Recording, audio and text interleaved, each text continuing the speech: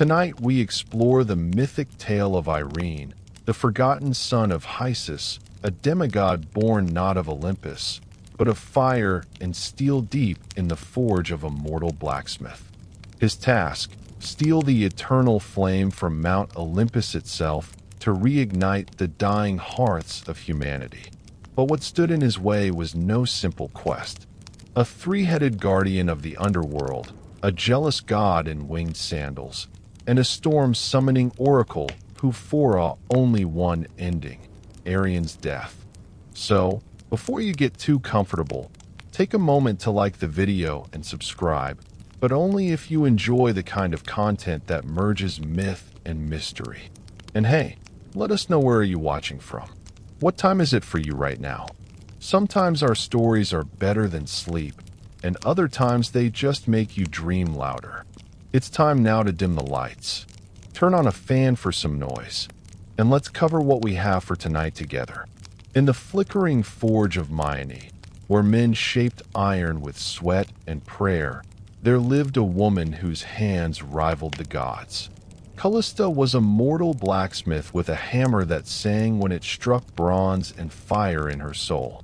She built swords that could split spears in midair and armor so seamless it was whispered that Ares himself once wore her breastplates into battle. Only one god descended, despite the god's awareness. Histus, the lame god of the forge, the outcast of Olympus, watched her in silence. He was not drawn by beauty. Callista was not a woman of perfumes or palace gowns. She wore soot like war paint and smelled of iron and pine smoke. But when she worked, Histus noticed something familiar and divine about her movements. One night, as the moon hung low and red over the Aegean, Haristus entered her workshop, cloaked in smoke and shadow. He offered no gifts, no divine decree, only his presence. The forge flared brighter that night, and 9 months later, a child was born. Arian. He did not cry, not at first. His eyes opened and glowed like coals, and the fire in the forge leapt as if recognizing its kin. The midwives gasped. "He's touched by the divine," one whispered. Another crossed herself, and the oldest among them muttered, "He's not meant to stay here long." Arian grew faster than other boys. At 5, he could shape iron. He forged his first blade when he was 7, sharp, without flaw, and strangely warm to the touch. He didn't play. He never lied. He was quiet, which made others feel uneasy. The village feared what they did not understand. They called him cursed, the son of a god who had no throne. Children avoided him. He was not blessed by the priests. But Callista, she loved him fiercely, teaching him not just to work with fire, but to respect it. She would assert that those who listen to flame obey, not those who command. By the time he turned 16, Arian's forge burned day and night, shaping weapons for cities he'd never seen and kings he'd never meet. But even as metal flowed beneath his hands, something deeper stirred within him. He wasn't made to serve. He was designed to alter the world. Long ago, the eternal flame had been a gift stolen from the heavens, defied into existence by Prometheus himself. It was fire not just for warmth, but for thought, art, creation. It was what set man apart from beast. However, the time of rebellion had passed. Humanity no longer remembered the debt it owed the gods, and the gods, in turn, had turned their backs on mankind. It began slowly. Hearths that once glowed without fail began to flicker out. Forests grew colder. Storms stretched longer. Crops wilted in spring. And homes were filled with the breath of frost, even in high summer. Children shivered beside unlit chimneys. Prayers were mumbled into ashes by elderly women that produced no heat. Priests spoke of punishment. Scholars blamed the stars. But across villages, towns, and empires, a different fear took root. Not that the world was ending, but that the gods had abandoned them. And they were right.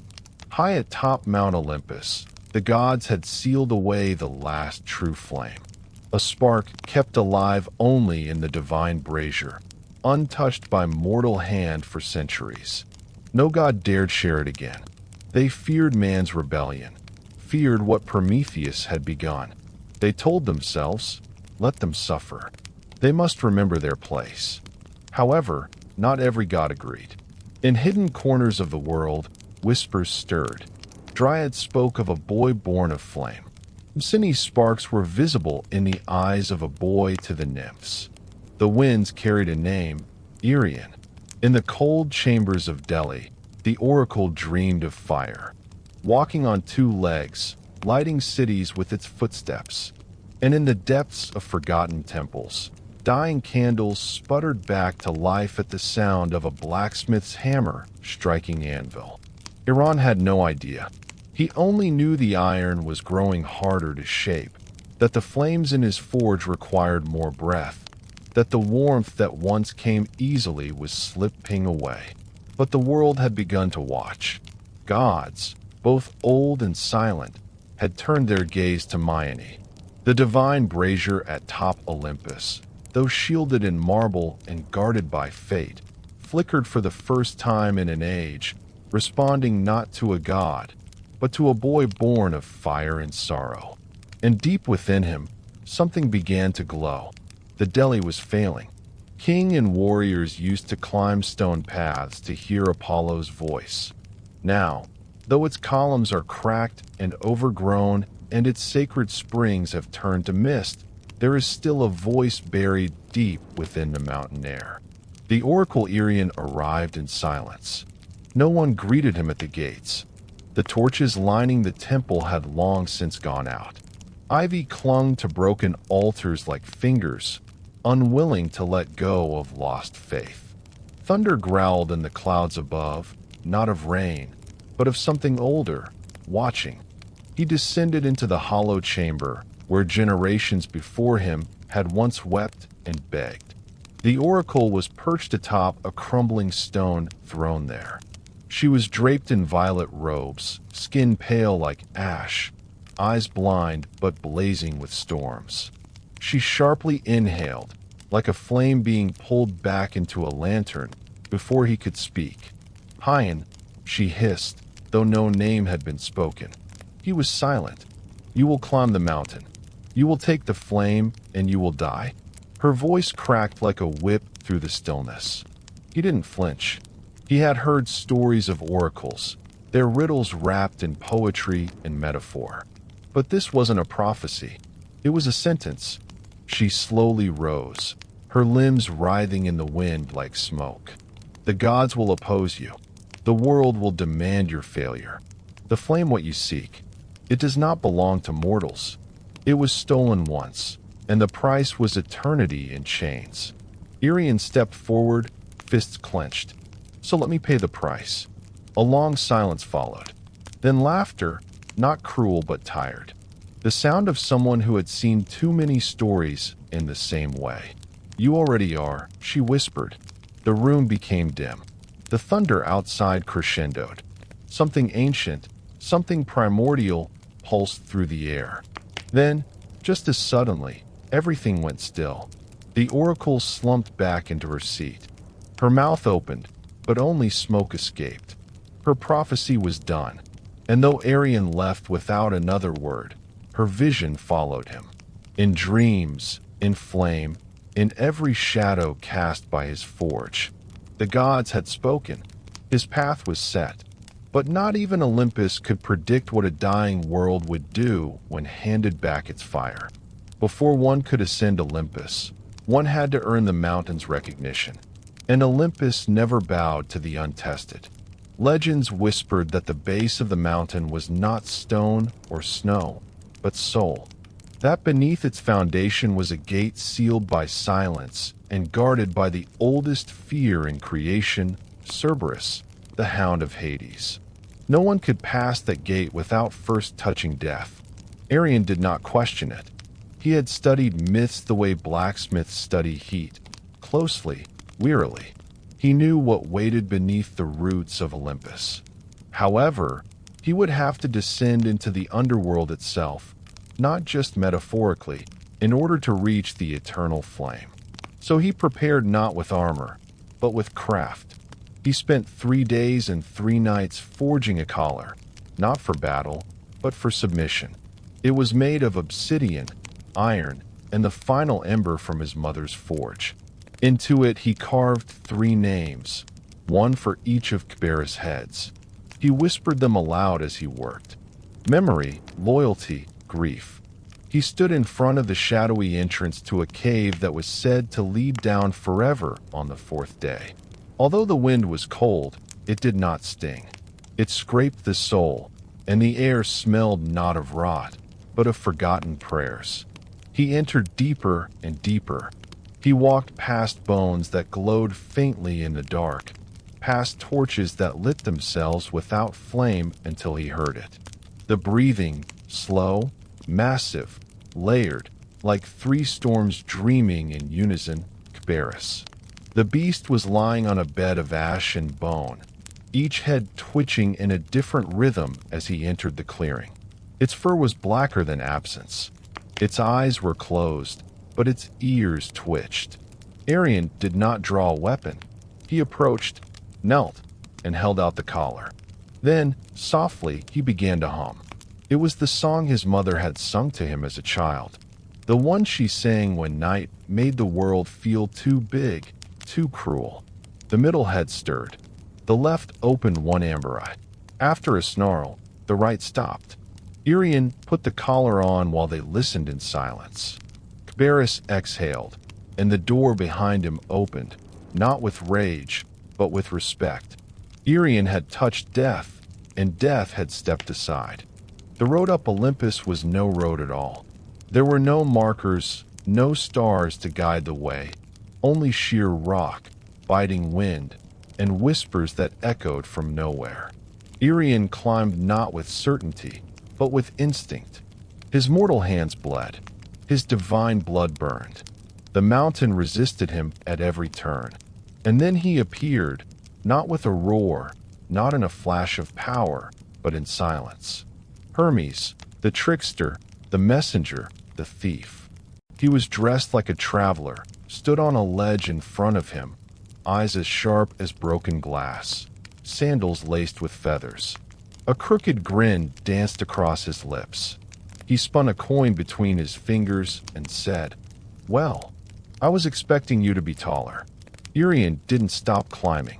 "I know why you're here," Hermes continued, walking casually beside him without ever lifting a foot. "You want to bring fire back to the mortals? Sweet, noble, stupid." Arian paused. "Then stop me." Hermes chuckled. "Stop you? Oh no. No. I'm not here to fight you. I'm here to make sure you understand the deal. You're walking into the heart of Olympus, into the god's vault, into a story that isn't yours to tell. And yet," Arian replied, "here I am." The smile slightly withered. "You're trying to restore a balance that was broken for a reason," Hermes said. "The flame was a gift once, a mistake, and now the gods guard it like a dragon guards gold. Not because it's precious, but because it's dangerous." He got the stare of Arian. Then they lost sight of the signs of danger. For the first time, Hermes's expression soured. The air around them shifted. The coin in his hand vanished. His wings twitched. "You think you're Prometheus," he said, voice cold. "But in comparison to him, you're not even a flicker." "I'm not trying to be him," Arian answered. "I'm trying to finish what he started." Hermes stepped forward, pressed 2 fingers to Arian's chest. "Then here's my gift." Pain surged. It wasn't physical. It was deeper. A thread inside him twisted, turned. "The fire you seek," Hermes whispered, "will burn everything you are." Then he disappeared. The mountain groaned. Thunder rolled. A storm had begun. Arian, cursed but unshaken, ascended higher, not because of rain, but because of the consequences. The curse settled into Arian's chest like frost in the lungs. At first, it was subtle, a tightening when he breathed, a dull heat beneath his skin. But the higher he climbed, the more it bit into him, not like a wound, more like erosion. Piece by piece, the man was being scraped away, leaving something raw behind. Mount Olympus was no longer just a mountain. It had life. Its cliffs shifted beneath his feet. Wind screamed down ravines like ancient voices, furious to be disturbed. The higher he rose, the less mortal the world became. Trees stopped growing. Birds stopped singing. Even the stars above seemed to pull back. There were no paths, only jagged ledges and sheer faces that demanded sacrifice with each step. Irian bled. He slipped. Once he nearly fell to his death, but a sudden flash of heat from within his chest steadied him. It was as if the flame Hermes spoke of, the one that would burn him, had begun to awaken. But he kept climbing because every time he faltered he thought of the dying hearths, the cold villages, the children huddled in darkness. He considered his mother, whose blistered hands were still creating warmth for a world that had forgotten what warmth meant. And still Olympus offered no mercy. Storm clouds gathered above. Lightning danced along the ridge like gods pacing in frustration.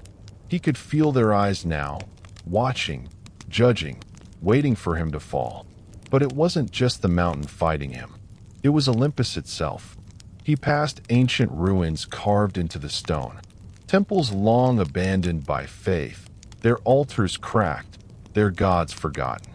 Statues of Athena with eyes chipped out, columns of Zeus split by time and silence. Irian realized something no one else had dared to say aloud. The gods weren't powerful anymore. They feared the worst, afraid that a mortal might bring the fire back without their permission. That the light that once defined Olympus might be carried by someone who was not born in their halls. They threw their worst at him out of fear. Ice, thunder, visions, voices. But he went up. He ascended above the clouds, hearts smoldering and hands ripped apart. And in the distance, lit not by sun but by divine flame, he saw it. The brazier burning, waiting. He was not prepared for it. The summit of Olympus wasn't carved in marble or guarded by gods clad in gold. There were no trumpets, no gates, no thunderclaps of divine welcome. There was only silence and the flame. It stood in the center of a windless clearing on a pedestal of blackened stone. The brazier looked ancient, older than language itself, shaped by hands no longer remembered. The eternal flame that danced within was white, not red or orange, but pure, blinding, and alive. It did not flicker. It watched. Arion stepped closer. The heat didn't sear him. It entered him as if recognizing something long lost. His breath caught. His skin prickled. That ember Hermes had cursed into his heart now pulsed like a second heartbeat, calling to the flame like a lost sibling. He reached out.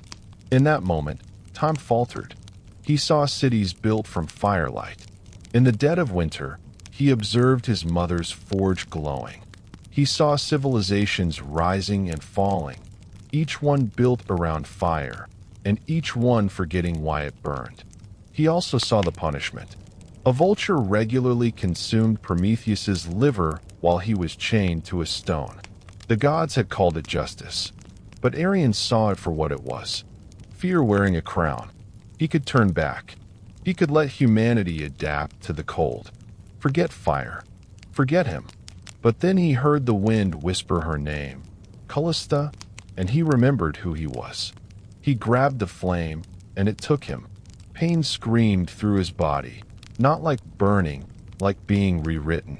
Bones cracked and reformed. His skin glowed, veins pulsing with light. He fell to his knees, roaring soundlessly as the flame poured into every part of him, erasing the boy, forging the fire bearer. He wasn't holding it anymore. He was it. The brazier flickered, then dimmed, then went cold. Because the eternal flame was no longer chained to Olympus, it had chosen a new vessel. Irion collapsed beside the empty pedestal. Smoke rose from his fingertips, but his eyes glowed like dawn. He breathed barely, but with each breath, a wisp of warmth spread outward into the wind, down the mountain, toward the world below. He had taken the fire, but not for himself, for everyone. Arion did not walk down Olympus.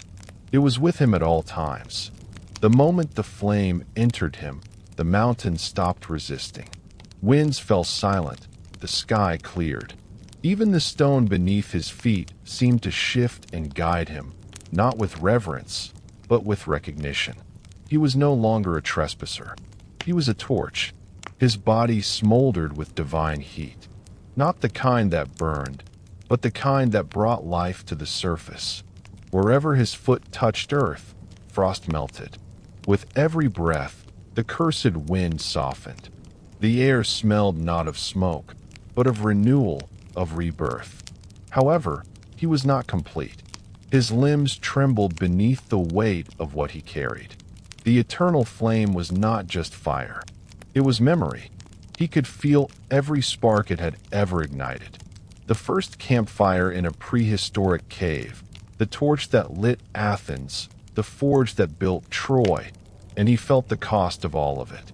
He witnessed wars fought with stolen fire and ambition, temples razed, and cities destroyed in its name. The gift of the gods had never been innocent, but this time he would not give it as a weapon. He descended through cloud and silence, past broken statues of gods who had once been worshipped, now crumbling in divine decay. He passed the cave where Cerberus had once guarded the gate, but the beast was gone. As if even death had stepped aside for what Arion had become, he reached the world below. And there, in a frozen village where hearths had long turned to ash, people gathered around him, not in fear, but in awe. He did not speak. A flame danced from his fingertips into the nearest fireplace when he simply extended his hand. It roared to life, then another and another. A chorus of warmth spread from home to home, city to city, across lands that had forgotten what it felt like to gather around a fire without praying first. Arion burned. His hair shimmered like molten gold. His skin cracked like cooled obsidian. He was dying, but not fading. He was becoming something else. He had not stolen the flame. He had turned into it. And everywhere it burned, the world whispered his name. Not in worship, but in gratitude. No tomb was ever built for Arion. No statue was carved. No songs were sung in temples. There was no procession, no mourning, no final battle to mark his passing. And yet, he never disappeared. After the fires returned, strange things began to happen across the land. In distant villages where no traveler had passed, hearths lit on their own. Entire forests, once frozen solid, blossomed overnight. Blacksmiths claimed their forges heated faster. Children, huddled in the cold, told their parents they saw a man of light standing beside the flame before it rose. No one could prove anything, but they all told the same story. He walked until there was nothing left of him to walk with. His body had long since cracked and burned, not from weakness, but from transformation. He gave away everything that was left of Arion, bone, blood, and even his voice, which had turned into heat, spark, and smoke. For decades, his mother's forge had been the last place he had ever touched. It was old, abandoned, and the fires there were cold. One night, a traveler passing through said he saw a boy hammering something glowing white at the anvil. The forge was empty when he looked again, but the flames still danced high and hot as before. They say the gods felt it, that Olympus, sensing it had been stripped of its power, trembled in its silence. But the gods did not strike back. They did not lash out, because even they understood Arion had not challenged them with war or pride. He had reminded them of purpose. And so the eternal flame, once hoarded by immortals, now flickered in every village, every city, every lonely mountain hut. It lived in the warmth of soup shared by strangers, in candles placed by grieving hands, in torches lifted by rebels seeking light in the darkest places. And always, always, they whispered the same name. Arian. Some say when your fire dims for no reason, it's him passing through. Others say if you listen closely to the crackle of the flame, you'll hear the rhythm of a hammer striking an anvil. Eternal, patient, and steady. Because Arian never died. He became warmth itself. Not a god, not a hero, just a boy who gave up everything to help the world remember how to glow again. In the land of Sparta, where boys were taught to fight before they could speak, and honor was carved in bone, women were no less fierce. Among them was one whose name echoed through the marble halls like the clash of steel. Leonthe, daughter of Commander Adrastos. She was born amid omens howling over the city during a blood-red eclipse. Midwives whispered that she came from Ari himself. By age 12, she had bested her brothers in the wrestling ring. By 16, she had led a hunting party into the Tethys Mountains and returned with 3 wild boars tied behind her chariot. Leonthe was not just respected. She was feared. She walked through the Spartan agora with a straight spine and quiet steps. Men lowered their eyes. Women watched her with a strange mix of envy and awe. She rarely spoke unless spoken to, and her words were chosen like arrows, never wasted. But there was something in her that few noticed. When she removed her armor at night, when the torches dimmed and the world outside fell away, Leonthe would stare at the stars, not with a warrior's challenge, but with wonder. She possessed a gentleness that battle could not destroy, a yearning, not for marriage, not for conquest, but for something else, something the Spartan code had no name for. Peace, magic, mystery. She never said. What she knew was this. Every full moon, when the city slowed and the warriors slept, her body pulled her toward the cliffs above the river Eurytus. She would leave behind her spear, her cuirass, her reputation, and become just a woman wandering beneath the stars alone. The world, she thought, must be bigger than Sparta, bigger than swords and pride. She felt it in her blood, like music she couldn't hear, but knew was playing somewhere. And then one night, beneath a sky so silver it looked scraped from the edge of a blade, she saw it gliding across a still pool in a hidden grove. A swan, unmoving, watching her, moonlight rippling on its back, beautiful in a way no warong had ever been. And from that moment on, Leonthe's life began to shift away from blood and battle towards something softer, stranger, and far more dangerous. The grove was hidden, untouched by the usual grid of Spartan boots. Nestled between 2 cliffs, it whispered of something older than Sparta, older even than Olympus. The trees curved in crescent arches, their branches low and silvered by moonlight. A shallow lake lay at the center, still as glass, and on it the swan. Its feathers shimmered like woven starlight, neither white nor gray, but something in between. It floated with the silence of smoke, cutting across the water with no ripple.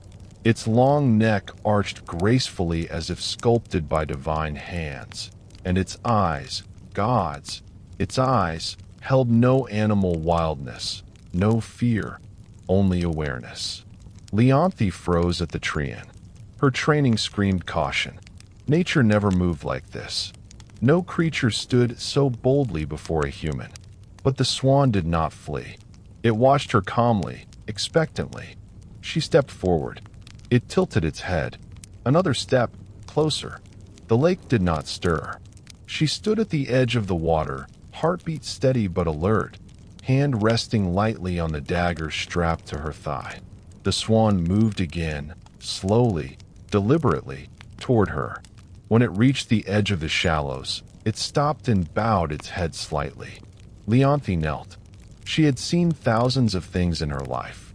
War camps burning, bloodied warriors screaming at the heavens, newborn calves gasping for their first breath. However, she had never witnessed anything so still and quiet, so mesmerized. She reached out. The swan did not resist. Her fingertips brushed its feathers. Warm, unnaturally warm, like its body was being burned by sunlight rather than blood. She felt something stir in her chest. Not fear, not fascination, something older, something she didn't know she'd been missing until that very moment. Connection. The swan blinked once and turned away, gliding back into the center of the lake. Leonth remained kneeling, watching it, unsure what had just begun, but certain it was no accident. The next full moon she returned. So did the swan, and again the next month and the next. There are no words or promises, only presence. A ritual born of silence and gravity. Leon and I stopped wondering why when autumn arrived on the hills. She had no doubt that the swan would be waiting, and that her world would change forever. Seasons turned. Leaves reined, fell, and grew again. Despite the wars continuing far below the hills, time stood still in that moonlit grove. Only the full moons mattered now. Only those nights. Leon and I had once assessed her worth based on her victories, battle scars, and obedience to orders. But now, something softer guided her, something far older than Spartan law.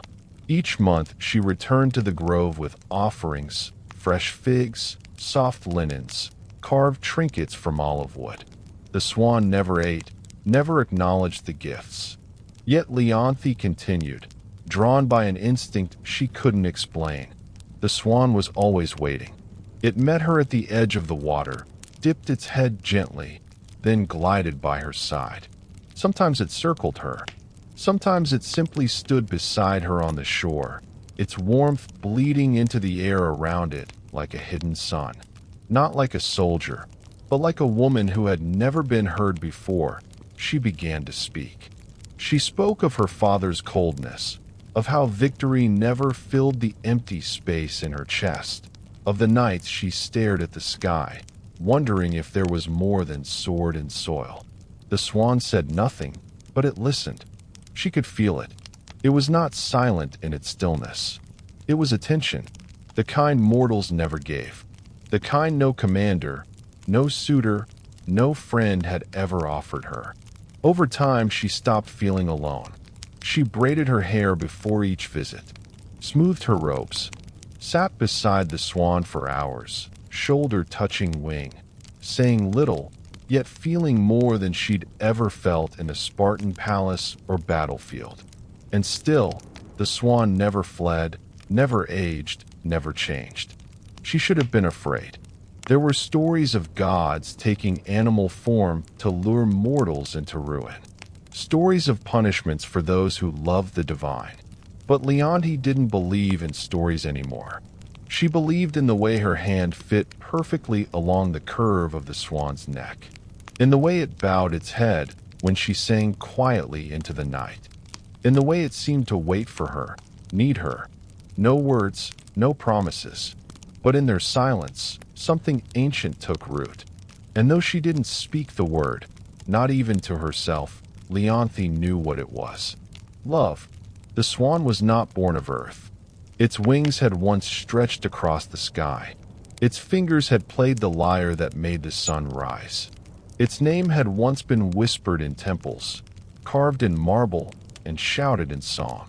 Apollo, god of light, of music, of prophecy, now silent, feathered, bound. Long before Leonthe was born, Apollo had committed a sin in the eyes of Olympus. He had defied Zeus, not with blade or rebellion, but with truth. He had spoken against his father's punishments, against the cruelty passed down from throne to world, against the silence demanded by power. Zeus did not kill him for this. He unmade him, a spell cast in fury, more cursed than justice. Apollo was stripped of his form, his voice, his divinity forced into the body of a swan, not to teach him humility, but to remind him he could glow like the sun and still be caged by shadow. The curse was cruder still. There was one requirement. If a mortal ever discovered his true identity, the transformation would become permanent. So Apollo waited for years, centuries, and even lifetimes, floating on lakes and hiding under stars, while the gods left the world and mortals forgot his temples and hymns. Leonthe's presence broke something deep within him that even Olympus had forgotten existed before. Hope. He never meant to be seen, never meant to stay. But she returned again and again. And her voice when she spoke to him in the glade was the only thing that made the fire inside him flicker again.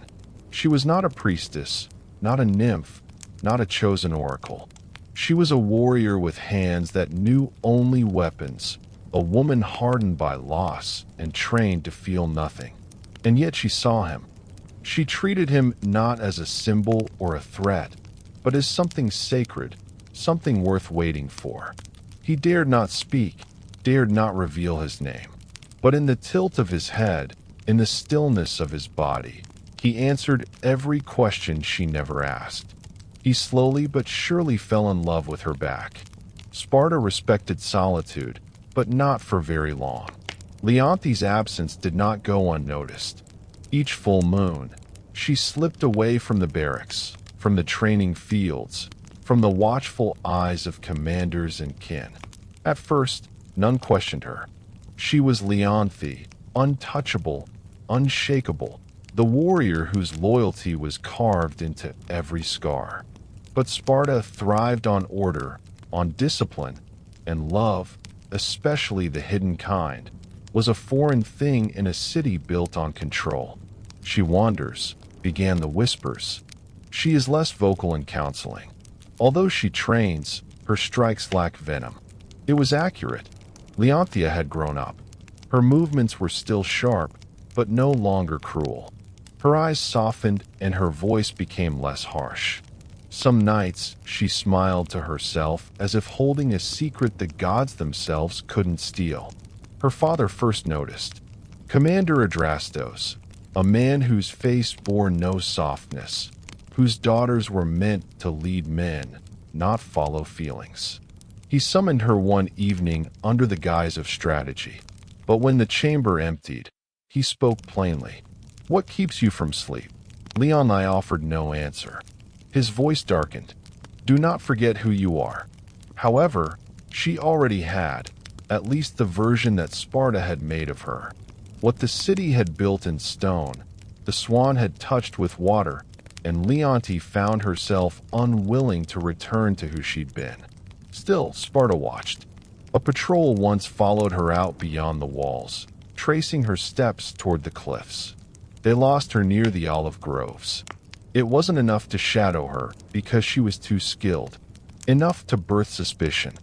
Priests murmured about omens, that the moonlight carried voices, that the lakes beyond Sparta stirred unnaturally, a warrior woman disappearing each full moon. They feared it was madness or worse, a god. Leonthe knew the walls were closing in, that eyes were learning to look where before they had looked away, that she was now weaker because of her silence. But still she went, still she found him. And in that grove where moonlight touched feather, she forgot the noise of Sparta, forgot the rules, forgot the danger. Only one thing mattered now, not being seen. Because if the world discovered what she knew in her heart, it would destroy them both. The moon was heavy that night, low, swollen, golden as a dying flame. Leonth stood in her chamber, fingers trembling over her armor, unable to fasten the final clasp. Something had changed. She had felt it for days. A quiet trembling beneath her feet, like the ground itself knew what she did not. The swan had been different on their last meeting, restless, more watchful. Its feathers bristled when the wind shifted. It had circled her twice before settling at her side, its warmth sharp instead of soothing. She didn't fall asleep that night, and when she did, she had visions. She stood in a silver grove, her hands covered in gold dust. A statue loomed before her, part man, part swan, its wings frozen mid-beat, its face serene and lifeless. She called a name she didn't know and reached out. Apollo. A voice came from within her bones, not from the sky, as the statue cracked. Truth will freeze what love has kindled. She awoke breathless, heart racing, the name still burning on her tongue. She tried to dismiss it, a dream, nothing more. But warriors know when fear is real. And this was no ordinary omen. This was a prediction. The next day, Leonti left Sparta earlier than usual, the ache in her chest sharper with every step. She took a different route than usual. Her feet led her deeper into the hills, past trees she had never seen before, and into groves she had never seen before. There, hidden beneath a curtain of ivy and moss, she found the altar, ancient, cracked, marked with a single, unmistakable inscription carved in old flaking gold. Apollon, her breath hitched. All at once, the pieces fell into place. The warmth of the swan, its listening gaze, the dreams, the curse in her bones, the reason it had always come during the full moon. He wasn't just enchanted. He was a god, her god, and she had broken something. She stumbled back, the sound of feathers behind her. The swan had followed her, silent as always, but its stillness no longer comforted her. It was watching sadly, softly, as if it already knew, as if the truth had arrived. And so had the end. The grove was no longer still. Like the deep, slow breath of an ancient creature awakening from its slumber, the air pulsed slowly. On the lake's surface, moonlight trembled. The trees leaned in, silent witnesses to the unraveling of a secret that had survived centuries. Leonthi remained still in front of the altar. She could still hear the name Apollo like a spear striking a stone. She slowly turned around, as though doing so would reveal the truth. But it was too late. The swan was there, not gliding, not graceful, just standing, watching. Its feathers no longer shimmered. Its glow dimmed, flickering like a dying flame. Leonthi stepped toward it, her lips parted, unsure what to say, unsure if anything could be said. She whispered, "I know." The wind stilled. A single feather drifted from the swan's back, falling slowly, silently before vanishing into dust the moment it touched the altar. And then the change began. The swan's neck arched, not in grace, but in agony. Its body trembled. Wings bent into arms. Webbed feet split into toes that dug into the ground, and where the swan had stood, and feathers disintegrated into gold and light streams. Now knelt a man, naked, radiant, broken, Apollo. His hair shimmered like the sky at dawn. His skin glowed faintly, like embers beneath marble. But his eyes were dimmed by sorrow, by inevitability. Leonthi stepped back, hand to her mouth. She had always loved him privately, but now her silence was unbearable. He tried to speak, but the curse had not fully lifted. His voice cracked like thunder in a storm too old to name. "You weren't supposed to know," he said at last, voice barely more than wind. It was the only rule. She fell to her knees beside him, tears cutting down her warrior's face like rivers through mountain stone. "I didn't mean to," she whispered. He smiled then just once, a god smile, not of joy, but of farewell. "I know." The ground below them trembled in response. A soundless quake. A divine sentence passed without mercy. His glow faded. His skin hardened. His limbs stiffened mid-reach. Apollo was turning to stone, and Leonthi could only watch as love became legend. The moment the name was spoken, the curse began its final work. Apollo's body, once fluid with divinity, now stiffened inch by inch.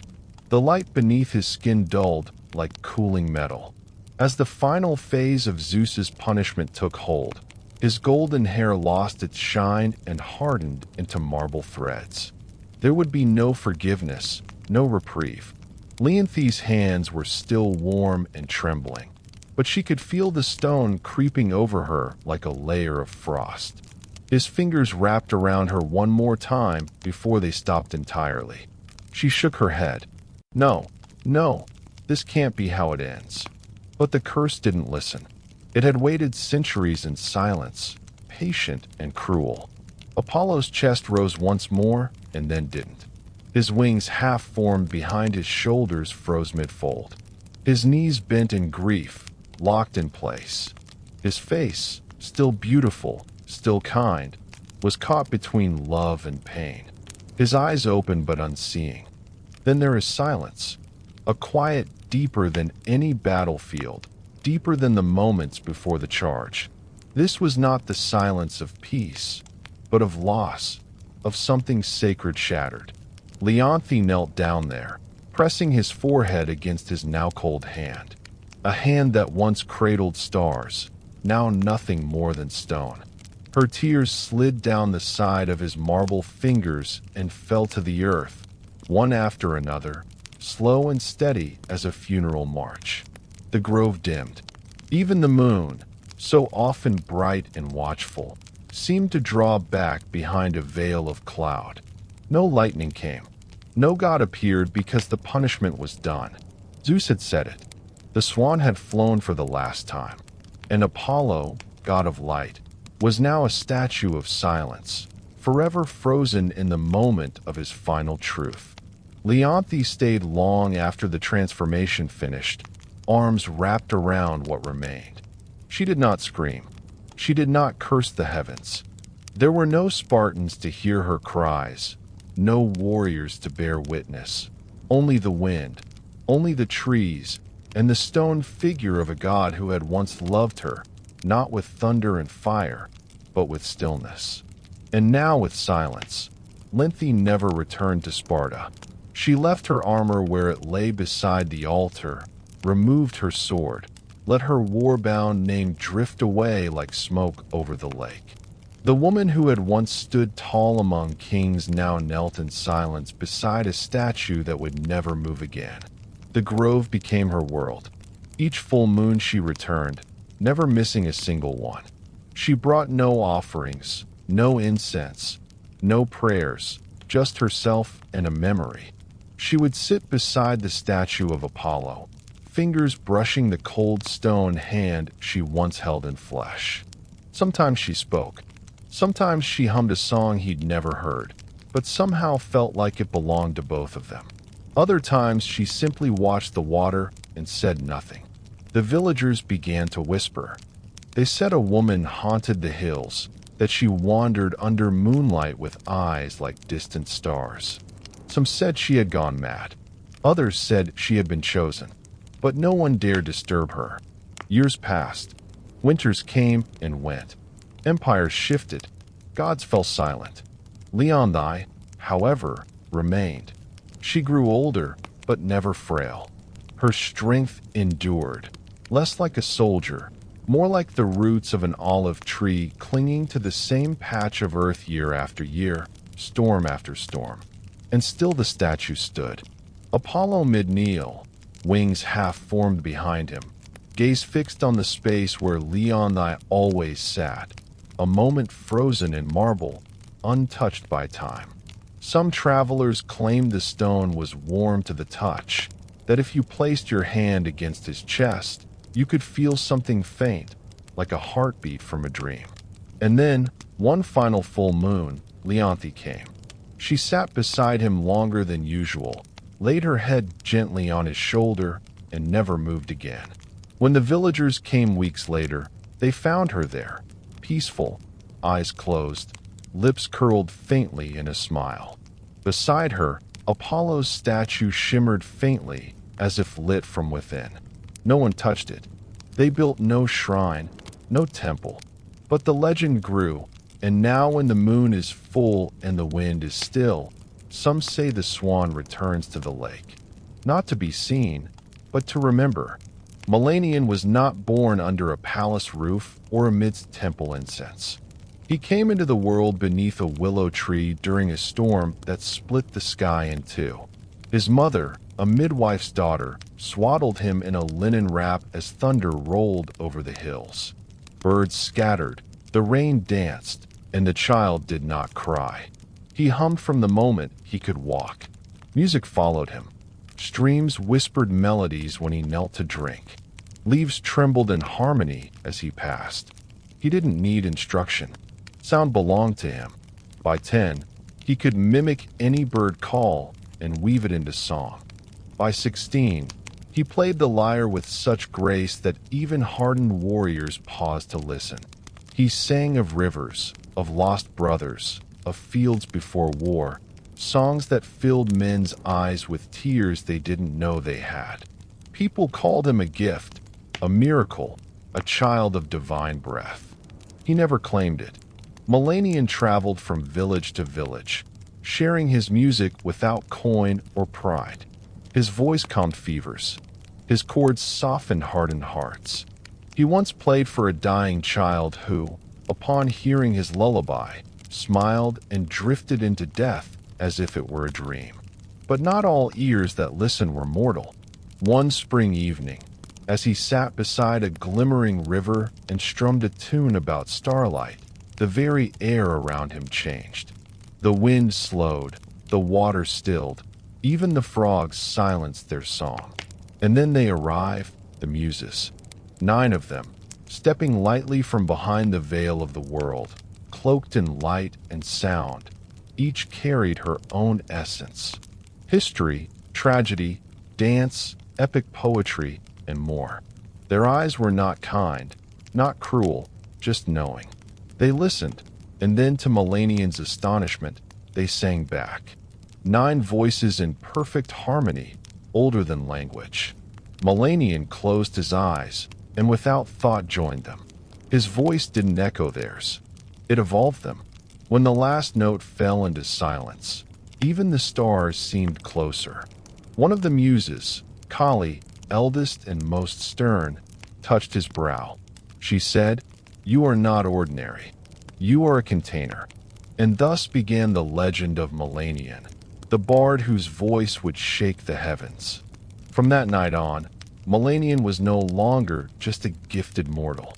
He was whispered about, touched, and marked. The Muses had chosen him. In the quiet folds of Mount Hell, where few dared to tread, they invited him into their sacred circle. There, beneath ancient trees and skies unclouded by mortal ambition, Melanian learned not through lectures, but through experience. Kali, muse of epic, taught him how to bend a story into sound. Clio whispered the histories of nations into his ears as he slept. Terpsira danced barefoot through leaves while he played beside her, his fingers learning the rhythm of wind and body. Ute laid her flute across his palm and said only, "Listen." And he did. He absorbed not just melodies, but truths, the kind that lived between words, the kind that mortals rarely noticed but felt. In the hush before a storm, in the ache of longing, in the gasp of a child at first snowfall, the Muses gave him not power but perspective. And they asked for only one thing in return: sing for them. They refer to human beings, the helpless, worn out, proud, and broken, those who needed to remember that beauty still existed even in suffering. That song could be both balm and blade. At first, Melanian obeyed. He performed in city forums and quiet fields, played before kings and beggars alike. His songs stitched broken hearts, stirred revolutions, mended fathers to daughters, and enemies to uneasy peace. But as his gift grew, so did something else: ambition. He began chasing sounds the Muses hadn't taught, notes no god had touched. He would write alone at night, sketching out snippets of something that defied language, a song that could bend time, still the wind, and bring tears to stone. A final song. He told no one, not even the Muses, because some part of him no longer wanted to share the divine. He wanted to surpass it. And the muses, ever watchful, saw the change, not in his fingers, but in his eyes, the way he looked beyond them, as if destiny owed him more than admiration. And in the distance, fate stirred slightly, because no mortal walks beside the divine forever without cost. Melanien withdrew from the world. He left behind the applause, the requests, the gifts from kings, and the adoration of cities. He stopped performing in public, stopped teaching students, even stopped speaking to the muses. Some claimed he had fallen ill. Others said he had died. But in truth, he had gone to the shadowed slopes of Mount Helicon, deeper than any mortal had ever gone, where only echoes of the old gods stirred. There, in a cave lined with crystals that sang when touched by light, he began composing the final song. It came to him in pieces, sometimes in sleep, sometimes in thunder, sometimes in silence so deep it frightened him. He didn't write it. He found it like a secret hidden between the folds of reality. The melody refused to stay still. It changed when he breathed, twisted with his heartbeat. It was not a song for performance. It was truth in sound. He heard the birth of stars in its opening note. He felt the deaths of empires in its fall. It was not sad. It was not joyful. It simply was. He labored for months, maybe years. Time bent strangely inside the cave. He ate little, slept only when the music allowed it. He would weep one moment, laugh the next, as though the song played through his soul instead of his hands. And when it was finished, the world changed. Birds stopped mid-flight. Trees leaned toward the windless mountain. Streams went quiet. The sky itself held its breath. And far above, in the marble chambers of Olympus, the gods turned their heads. Even the fates, who were always working on their weaving, stopped. A thread trembles, whispered the cloth. Lysis frowned, and Atropos, whose shears never hesitated, set them down. They listened. The song did not demand worship. It did not beg to be loved. It simply revealed everything. When the final note faded, even the cave refused to echo it. As if the world knew to repeat, it would be a crime. The gods waited. The muses were patient. They expected Melanien to return to offer this wonder to the world, but he didn't. He hid it. He also sounded a different tune, one of silence and consequences, by doing so. Melanien felt as though the world had shrunk when he came out of the cave. The skies, once so vast, seemed pale beside the echoes of the song still humming in his bones. People rushed to greet him. Musicians, poets, even priests. They begged to hear what he had written, to feel whatever power had moved the heavens. But Melanien said nothing. They asked again. He smiled faintly. Not yet. Only the muses saw the shift. They came to him one dusk, stepping from starlight like breath from a lyre. While their eyes were filled with dread, their robes shone with inspiration. You were chosen to carry beauty, said Erato, soft and sorrowful. But beauty is not meant to be buried, added Cleo. You must sing it, whispered Calliope. Melanien bowed to the ground. I won't see it discounted. As if he had hit them, they stumbled. You consider humans to be unworthy? Terpsy asked, voice trembling. You think you are the only one who can save it? He did not look at them in rage, but rather with a more measured expression. Possession. Yes. Silence felt like winter between them. Then you are no longer ours, said Calliope. Not because you created something beyond us, but because you hoard it. He said nothing, and they vanished. Still, the gods waited. Even Zeus, who was rarely concerned with matters pertaining to mortals, stopped his thunder to listen. Even Hades tilted his head in the depths. They waited for a single note, a whisper, a fragment. Nothing came. Melanien kept the song locked inside himself. Not written, not recorded, not shared. He called it sacred, but sacred things, when sealed too long, begin to sour. He performed other pieces. They remained stunning. Audiences wept. Crowds cheered. But he knew, and so did the divine. Something was missing. And worse, something had been stolen. The song that could stir the fates, bend time, and touch the gods themselves was buried beneath his pride. He told himself he protected it. But the muses, watching from afar, saw the truth. He had chained the divine to his ego. Furthermore, theft is not tolerated by the gods who endure madness, war, and worship without blinking. As a result, the wind stopped blowing one night. The stars went quiet, and a curse began to bloom. Not with fire, but with memory. The curse came softly. A dream, no thunder, no divine wrath from Olympus. Melanian lay beneath an open sky, cradled in the same silence he had once treasured. Sleep pulled him gently into darkness. And there, waiting, was the song, the final song. It came back clearer, fuller, and impossible perfect. He heard notes he'd never written, harmonies he hadn't yet imagined. It lifted him through stars, with him into oceans, unspooled the very fabric of meaning. He wept in joy, in awe, in surrender. And then morning, gone. Not faded, erased. No memory, not a note, not a name. The melody he'd written with his soul, felt in his bones, was gone like mist at sunrise. At first he thought it a cruel trick of sleep. He grabbed his lyre and tried to recall even a single progression. Nothing. He strummed wildly, off-key, frantic, nothing.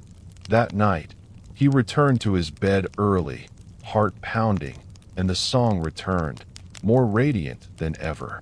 He sang along in the dream, tears streaming, fingers dancing through light. It felt real. He could remember it within the dream. But once again, with dawn's first breath gone, Melanian began keeping candles lit through the night, scribbling notes in the dark. He begged his mind to retain a phrase, a rhythm, a single image. But no matter what he tried, it vanished again and again and again. He stopped playing, refused to perform. Crowds dwindled, friends left. All that mattered was that his house got colder and dustier. He had one obsession now. Remember the song. The muses stood at a distance, watching with sorrow.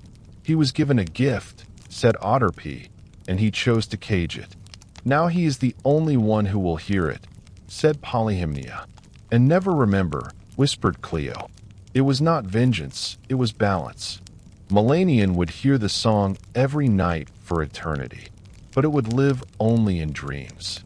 Each sunrise, it would slip through his grasp like water through cracked hands. He would never stop chasing it, never stop hoping. And in time, hope would rot into madness. Because what torments a bard more than forgetting the greatest song he ever knew, and knowing it still sings without him? Melanian stopped counting the nights. They bled into each other, an endless loop of ecstasy and loss. He drifted into dreams every night, where the final song embraced him like a lover who had just come back from war. And each dawn he woke alone, screaming, weeping blank. At first, he tried to outwit the curse. He hired scribes to sleep beside him, begged seers to extract fragments from his mind. He sang to mirrors, hoping his own voice would betray some hidden memory.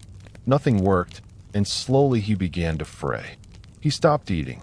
His robes hung from a body gone hollow. His fingers trembled when he reached for his lyre, the same instrument he once cradled like a child.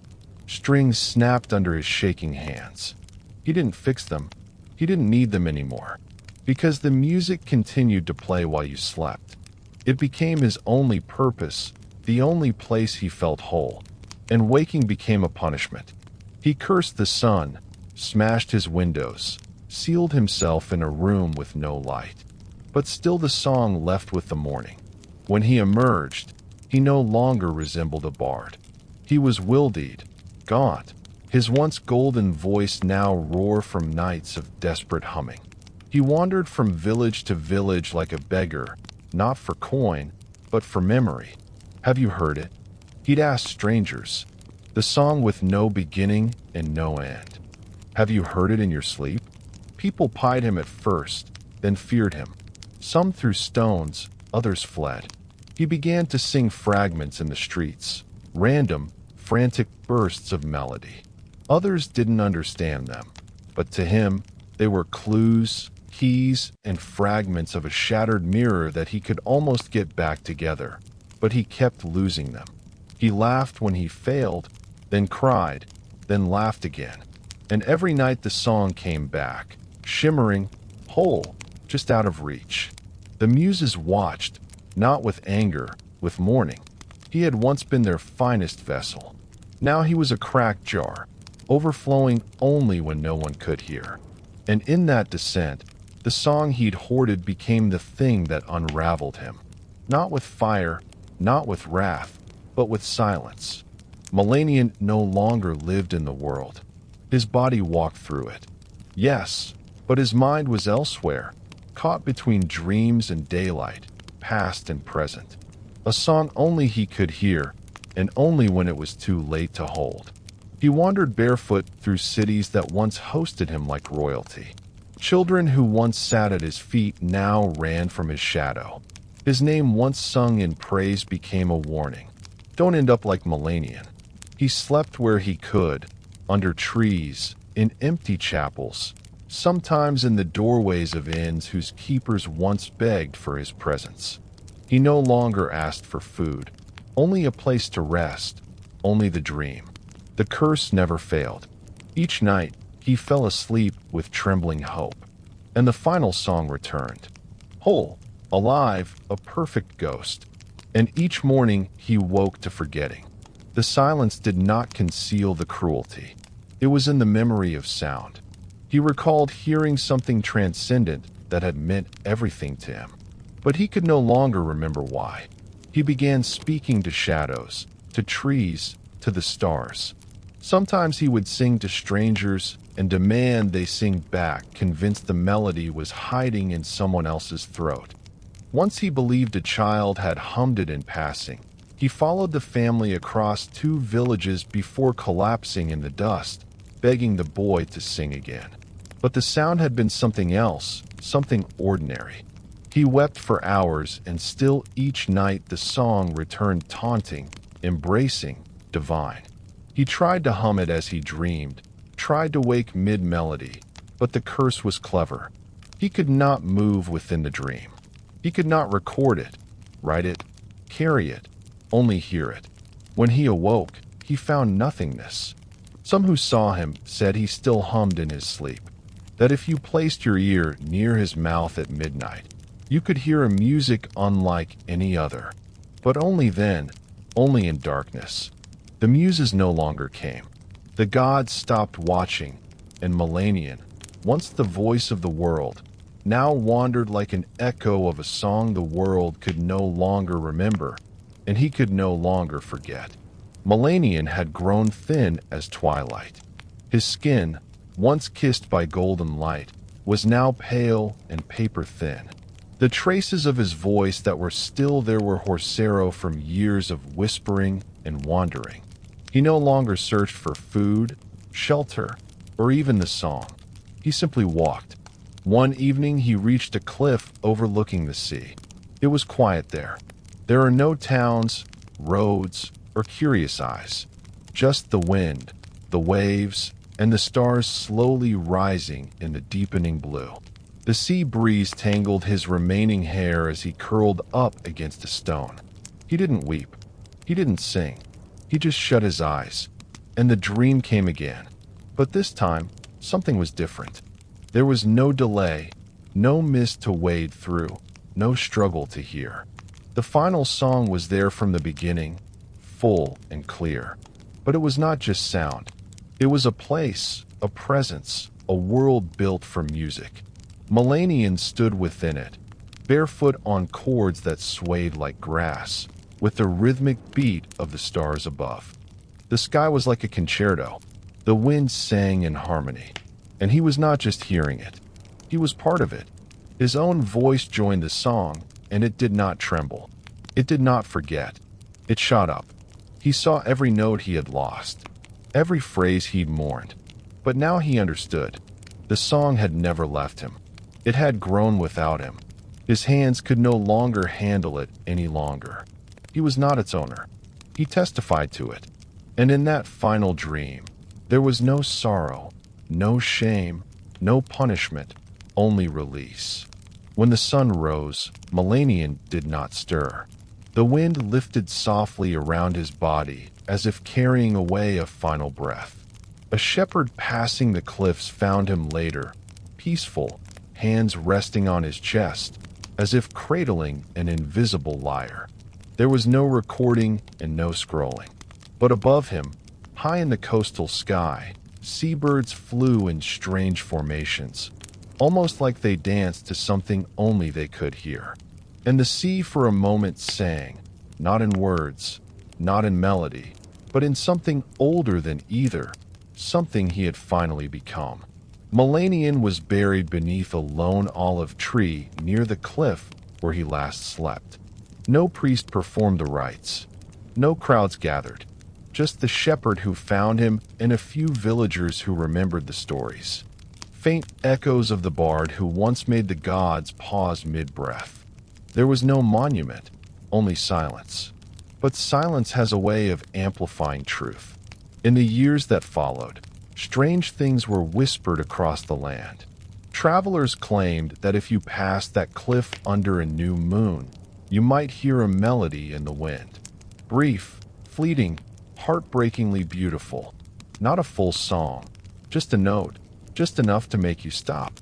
The children started imagining music they had never heard. Musicians would wake in the night with tears on their cheeks and no memory of why. And sometimes when a bard sat alone at dusk with no audience, a sudden chord would form beneath their fingers. Something not theirs, something perfect. They never remembered it by morning. Nothing was said by the musers. Another bard was not cursed by them.